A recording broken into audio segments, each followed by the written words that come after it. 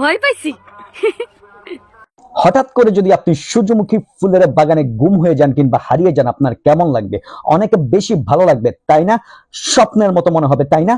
আমাদেরও স্বপ্নের মতো মনে হয়েছিল। আজকে বিকালে আমি আর আমার সহধর্মিনী ঘুরতে গিয়েছিলাম সূর্যমুখী ফুলের বাগানে। ঠিক আমাদের মতো করেই অনেকে কপতি অনেকে পরিবার কিন্তু গিয়েছিল সূর্যমুখী ফুলের বাগানে সূর্যমুখী ফুলের সৌন্দর্য উপভোগ করতে। দেখতেই পাচ্ছেন আমার সহধর্মিনী কতটা খুশি। আপনিও কিন্তু চাইলে আপনার সহধর্মিনীকে কিংবা আপনার প্রেমিকাকে আমার মতো করেই খুশি করে দিতে পারেন। তো আপনি যদি এই সূর্যমুখী ফুলের বাগানে আসতে চান, তাহলে কিন্তু আপনাকে যেতে হবে ডুমুরিয়ায়, যেটা কিনা চুয়াড়া বাজারে সদর দক্ষিণে কুমিল্লায় অবস্থিত। আরো সহজ করে বললে আপনাকে একেবারে প্রথমেই চলে যেতে হবে কুমিল্লা নগরীর টমথম ব্রিজে।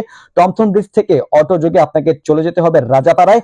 রাজাপাড়া থেকে কিন্তু আপনি অটো কিংবা মিশুকে যোগে একেবারেই ডুমুরিয়ায় চলে যেতে পারবেন, যেখানে কিনা ফুলের বাগান অবস্থিত।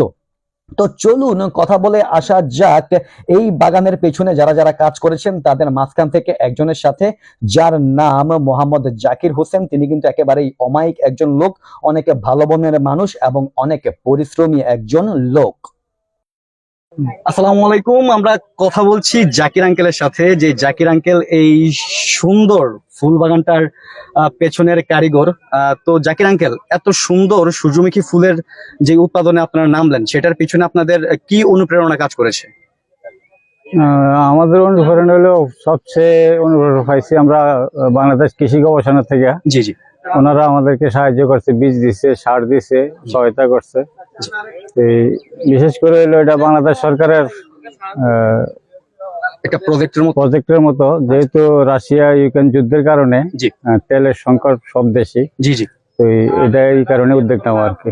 আচ্ছা আচ্ছা। তো আমি যতটুকু জানি যে আপনারা গতবারও এমন উদ্যোগ নিয়েছিলেন। হ্যাঁ জি জি। তখন কি রাশিয়া ইউক্রেন যুদ্ধ ছিল? ছিল।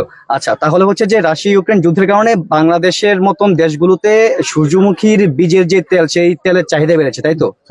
চাহিদা বেড়েছে। তো গতবারের ফসল আর এইবারের ফসল, এই দুইবারের ফলন থেকে আপনারা আসলে কেমন তেল উৎপাদন করতে পেরেছেন, কিংবা উৎপাদন এখন আপনারা গিয়েছেন নাকি এখনো পরীক্ষামূলক ভাবেই চাষে আছেন? আমরা এখনো পরীক্ষামূলক চাষে আছি আর কি। জি জি জি। আশা করি গতবার তো এবার আরো আমরা গতবার আরো কম ছিল, এবার আরো একটু বাড়াইছি। গতবার ছিল আমাদের 60 শতক, এবার 100 শতক। 100 শতক। আচ্ছা, কেউ যদি এই ধরনের সূর্যমুখী চাষ করতে যায়, এই ধরনের ফুলের চাষ করতে চায় কিংবা তেল উৎপাদন করতে চায়, সেক্ষেত্রে হচ্ছে যে কৃষি অধিদপ্তরের সহায়তা নিতে হবে আপাতত, তাই তো? হ্যাঁ, কৃষি অধিদপ্তরের সহায়তা নিতে হবে, বা প্রত্যেক উপজেলায় গবেষণা আছে, কৃষি গবেষণা আছে, তাদের কাছে সহযোগিতা করলে এরা পরামর্শ দিবে, এমনকি সার্বিক সহযোগিতা করবে। আর একটা প্রশ্ন আঙ্কেল, এই যে এত এত দর্শনার্থীরা আসছে, তারা বিনোদন পাচ্ছে, তো আপনার কি মনে হয় কেমন সাড়া পাচ্ছেন? ভালো সাড়া পাচ্ছে, দর্শনার্থী আসছে, ঘুরতেছে, এলাকাবাসীও খুব আনন্দ উপভোগ করতেছে। জি জি জি। তো কুমিল্লাবাসী আপনাদের কাছ থেকে এক্সপেক্ট করে যে গতবারের চাইতে এইবার আপনারা বাড়িয়ে করেছেন, এবং পরবর্তীতে হয়তো আমরা 100 শতক থেকে 200-300 শতকে চলে যেতে পারবো ইনশাল্লাহ। আর আপনার কি মনে হয় ব্যক্তিগত জায়গা থেকে, যে আসলেই তেলের সূর্যমুখী যে বীজ, সেই বীজ থেকে তেল উৎপাদন করে লাভবান হওয়া সম্ভব কিনা? সম্ভব, অবশ্যই সম্ভব এটা। অনেক অনেক ধন্যবাদ জাকির আঙ্কেল, আপনি ভালো থাকবেন। আমাদেরকে সময় দেওয়ার জন্য ধন্যবাদ। আপনাদেরকেও ধন্যবাদ। Thank you. সূর্যমুখী ফুলের দিকে তাকিয়ে থেকে থেকে আমি কোথায় যেন বারবার হারিয়ে যাচ্ছিলাম। আল্লাহ সৃষ্টি এতটাও সুন্দর হতে পারে, একটা ফুল কি এতটাও সুন্দর হতে পারে, এইসব ভাবতে ভাবতেই আমার সময় কেটে যাচ্ছিল। আর ওখানটায় আমার সহধর্মিনী ছবি তুলতে তুলতেই তার সময় কাটাচ্ছিল।